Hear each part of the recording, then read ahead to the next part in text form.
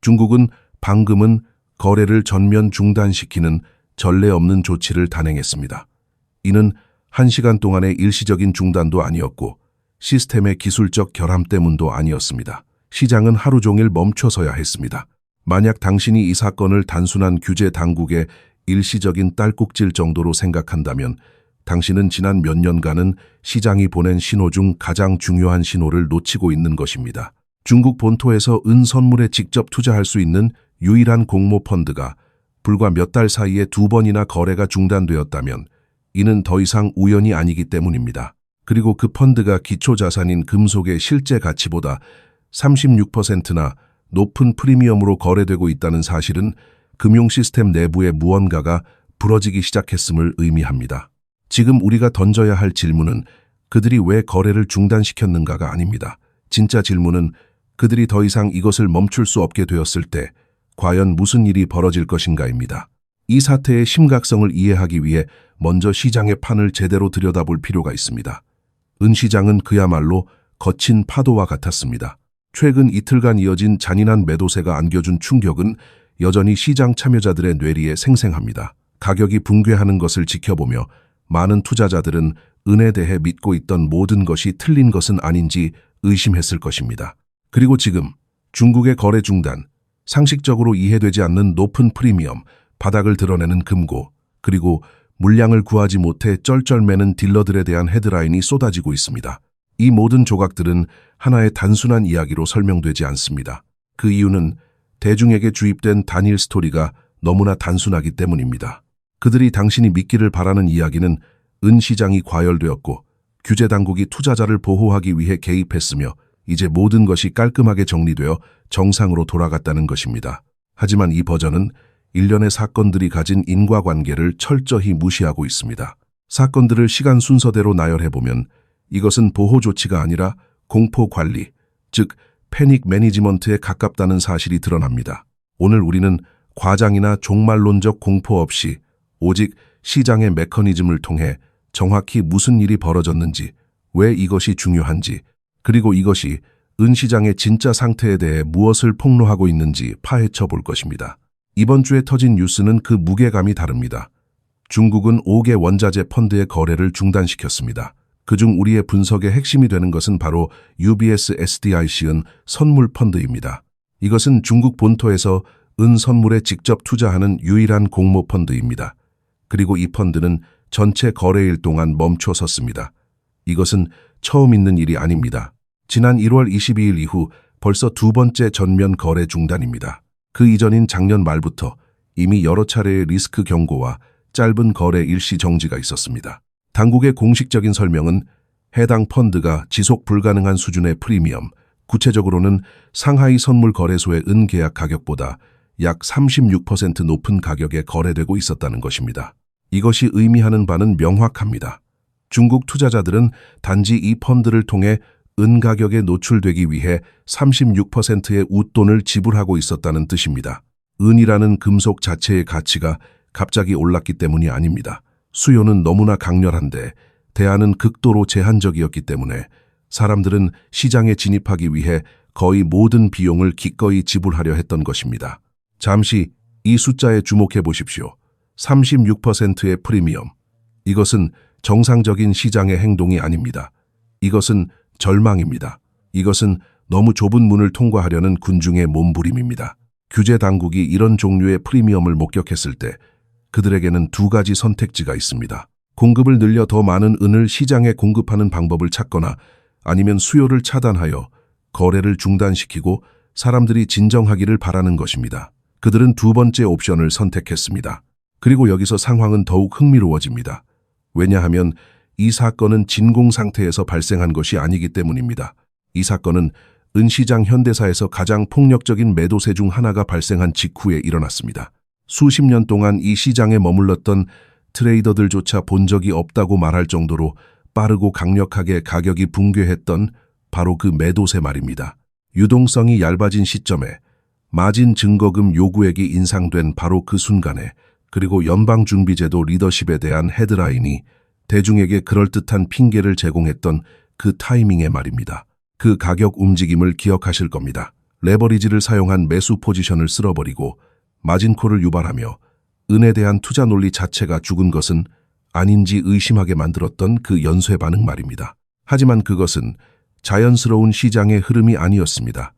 그것은 구조적인 씻어내기, 즉 플러시였으며 의도한 대로 정확하게 작동했습니다.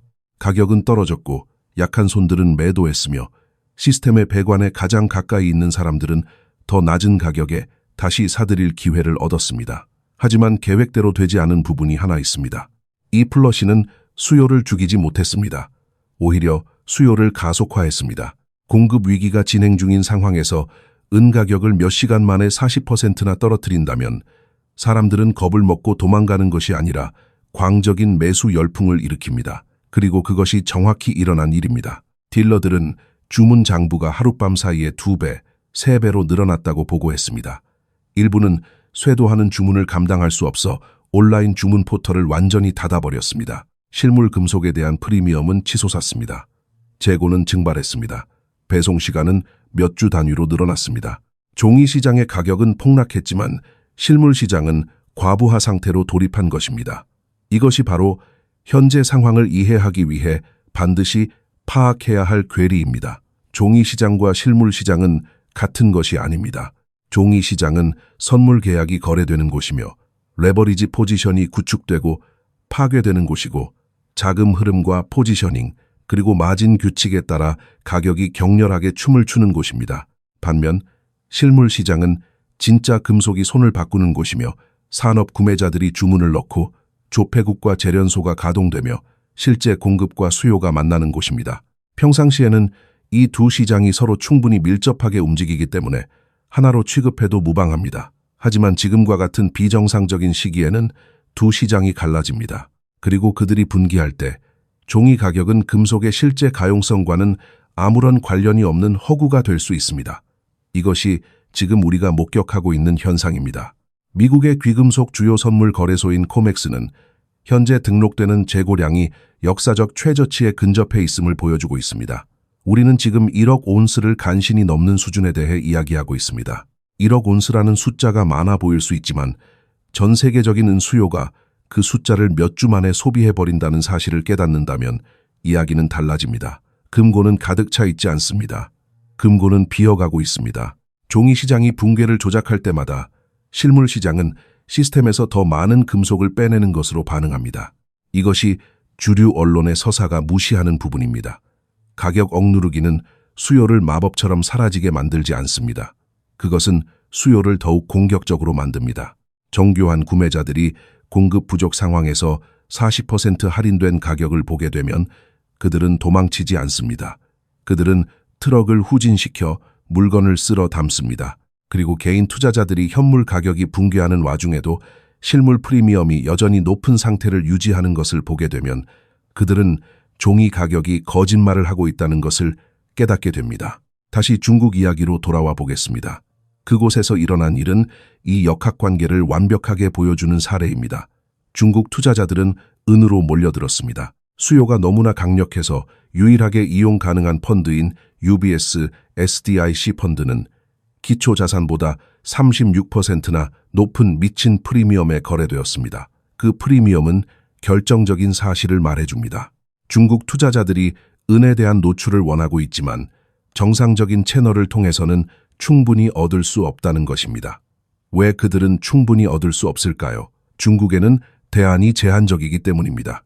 그들은 외국 거래소에서 은 선물을 쉽게 살 수 없습니다. 자본 흐름에 대한 제약이 있습니다. 국내의 선택지는 묶여 있습니다. 그래서 수요가 급증할 때 그 수요는 갈 곳이 없어 이용 가능한 소수의 투자 수단으로 몰려들 수밖에 없습니다. 그리고 그 수단들의 가격은 터무니없는 수준까지 입찰됩니다. 규제 당국은 이것을 보고 공포를 느꼈습니다.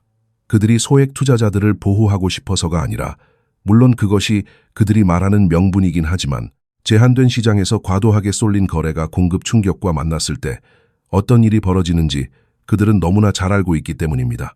그것은 폭발합니다. 그리고 그들은 자신의 감시 하에서 그 폭발이 일어나는 것을 원치 않습니다.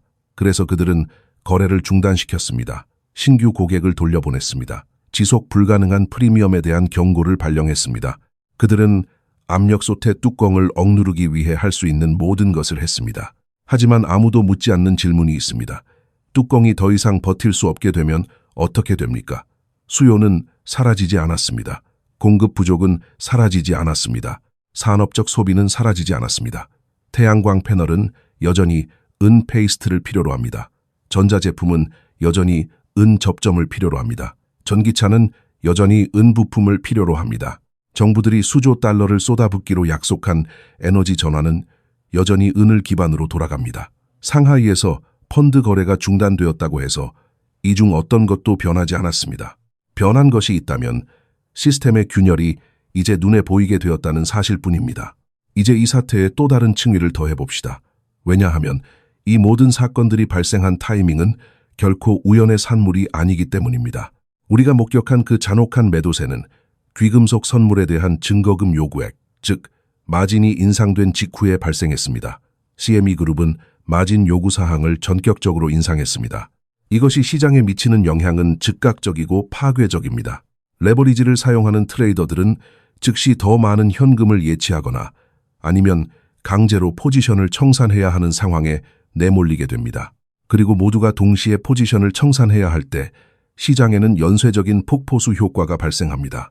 가격이 하락하면 더 많은 마진콜이 발동되고 이는 더 많은 강제 매도를 유발하며 결과적으로 가격을 더 깊은 심연으로 밀어넣습니다. 이것은 단순한 하락이 아니라 정상적인 조정을 재앙적인 붕괴로 바꾸는 피드백 루프입니다. 그것이 바로 정확히 일어난 일입니다. 증거금 인상은 점화 플러그였고 과도한 레버리지 포지션은 연료였으며 얇은 유동성은 산소 역할을 했습니다. 그리고 연준의 리더십 교체 가능성에 대한 헤드라인은 이 화재가 왜 발생했는지 설명하기 위한 대중용 불쏘시개가 되어 주었습니다. 하지만 여기서 우리는 한 걸음 더 들어가야 합니다. 증거금 인상은 아무런 이유 없이 갑자기 하늘에서 떨어지는 것이 아닙니다. 거래소 측의 공식적인 설명은 변동성이 증가할 때 시장 안정을 위해 마진을 올린다는 것입니다. 하지만 랠리의 정점에서 가격이 치고 올라가는 결정적인 순간에 단행되는 마진 인상이 누구에게 이익을 주는지 생각해 보십시오. 피해를 보는 것은 레버리지를 쓴 매수 포지션 보유자들, 상승 모멘텀을 쫓던 트레이더들, 그리고 뒤늦게 시장에 뛰어든 개인 투자자들입니다. 반면 이익을 보는 것은 누구입니까? 더 낮은 가격에 숏 포지션을 커버할 수 있게 된 공매도 세력, 혼란 속에서 스프레드를 챙기는 마켓 메이커, 그리고 강제 매도 물량을 헐값에 쓸어 담을 수 있는 거대 기관들입니다. 누군가가 어두운 방에 앉아 레버를 당기며 음모를 꾸미고 있다고 말하는 것이 아닙니다. 제가 말하고자 하는 것은 시스템 자체가 특정한 구조를 가지고 있으며 그 구조는 일관되게 특정 참여자들에게 유리한 결과를 만들어낸다는 것입니다. 이 구조를 이해하는 것이야말로 패닉에 빠져 도망치는 사람이 될지 아니면 위기를 기회로 삼아 포지션을 구축하는 사람이 될지를 결정하는 차이점입니다. 그러나 이번 시나리오에는 설계자들의 예상 시나리오를 벗어난 부분이 있습니다. 통상적으로 가격을 40% 폭락시키면 시장 참여자들의 심리는 얼어붙기 마련입니다. 공포가 탐욕을 압도하고 사람들은 시장을 떠납니다. 그것이 과거 수십 년간 반복되어 온 패턴이었습니다. 하지만 이번에는 달랐습니다. 플러시는 실패했습니다. 가격을 떨어뜨려 수요를 꺾으려 했지만 오히려 잠자고 있던 거대한 실물 수요를 깨워버린 것입니다. 서류상의 가격이 곤두박질치는 동안 현실 세계의 실물 시장은 과열을 넘어 폭발 직전의 상태로 진입했습니다. 딜러들의 주문 장부가 하룻밤 사이에 2배, 3배로 폭증했다는 보고는 빙산의 일각에 불과합니다. 어떤 딜러들은 물리적으로 주문을 처리할 인력이 부족해 판매 포털을 폐쇄해야만 했습니다. 이것은 단순한 인기 상품의 품절 사태가 아닙니다. 이것은 시스템에 대한 불신임 투표입니다. 정교한 투자자들은 종이 시장의 가격이 실물 경제의 펀더멘털과 완전히 동떨어져 있다는 것을 간파했습니다. 그들은 지금의 40% 할인을 위기가 아니라 다시는 오지 않을 선물로 받아들였습니다. 그들은 가격이 떨어질 때 공포에 질려 매도 버튼을 누르는 대신 트럭을 후진시켜 실물을 싹쓸이하는 전략을 취했습니다. 이러한 현상은 종이 시장과 실물 시장 사이의 괴리를 극명하게 보여줍니다. 그리고 이 괴리를 이해하지 못하면 현재의 은 시장을 결코 해석할 수 없습니다. 종이 시장, 즉 선물시장은 금융공학의 영역입니다. 그곳에서는 실제 은이 없어도 무한대에 가까운 계약을 발행하여 가격을 누를 수 있습니다. 하지만 실물시장은 물리학의 영역입니다. 그곳에서는 실제로 채굴하고 재련하고 운송된 은이 있어야만 거래가 성립됩니다. 종이로 된 은은 무제한으로 복사할 수 있지만 실물 은은 그럴 수 없습니다. 현재 코맥스의 상황을 보면 이 괴리가 얼마나 심각한 수준인지 알 수 있습니다. 등록되는 재고, 즉 선물 계약에 대해 실제로 인도 가능한 금속의 양은 역사적 최저치에 근접해 있습니다. 마지막으로 보고된 수치는 약 1억 400만 온스 수준입니다. 이것은 전 세계 산업 수요가 몇 주 만에 소진할 수 있는 양에 불과합니다. 만약 대규모 인도 요청이 쇄도하기 시작한다면 이 재고는 순식간에 증발할 것입니다. 그리고 최근의 가격 급락 기간 동안 선물 시장의 미결제 약정 수치는 붕괴했습니다. 30만 계약이 넘던 것이 9만 계약 수준으로 쪼그라들었습니다. 이것은 이 3 이상의 감소입니다. 10억 온스에 달하는 종이 은 포지션이 청산되거나 롤오버되거나 인도 의무를 피하기 위해 사라졌다는 뜻입니다.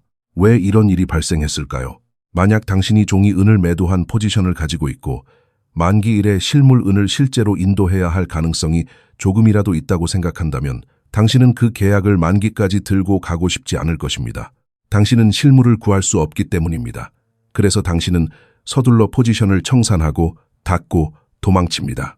지난 3월 계약은 주요 인도 월이었고 그 계약의 회전율, 즉 포지션이 열리고 닫히는 속도는 345%라는 경이적인 수치를 기록했습니다. 이것은 정상적인 트레이딩이 아닙니다. 이것은 효율적인 가격 발견 과정도 아닙니다. 이것은 패닉입니다. 이것은 실물 인도의 현실을 직면하지 않기 위해 종이 시장이 스스로를 잡아먹는 모습입니다. 반면 거래의 반대편에서는 실물 구매자들이 조용히 그러나 강력하게 개입했습니다. 재고가 바닥난 딜러들, 제조 공정을 위해 은이 필수적인 산업 사용자들, 그리고 실물 부족 사태 속에서 발생한 종이 가격의 붕괴가 위협이 아니라 기회임을 이해하는 스마트 머니들이 그들입니다. 이것이 당신이 반드시 내재화해야 할 패턴입니다. 종이 가격은 매도되지만 실물 시장은 더 타이트해집니다. 프리미엄은 상승하고 재고는 고갈됩니다. 그리고 결국 종이 가격은 이 거대한 괴리를 더 이상 유지할 수 없기 때문에 위쪽으로 조정될 수밖에 없습니다. 우리는 지금 이 과정이 실시간으로 전개되는 것을 목격하고 있습니다.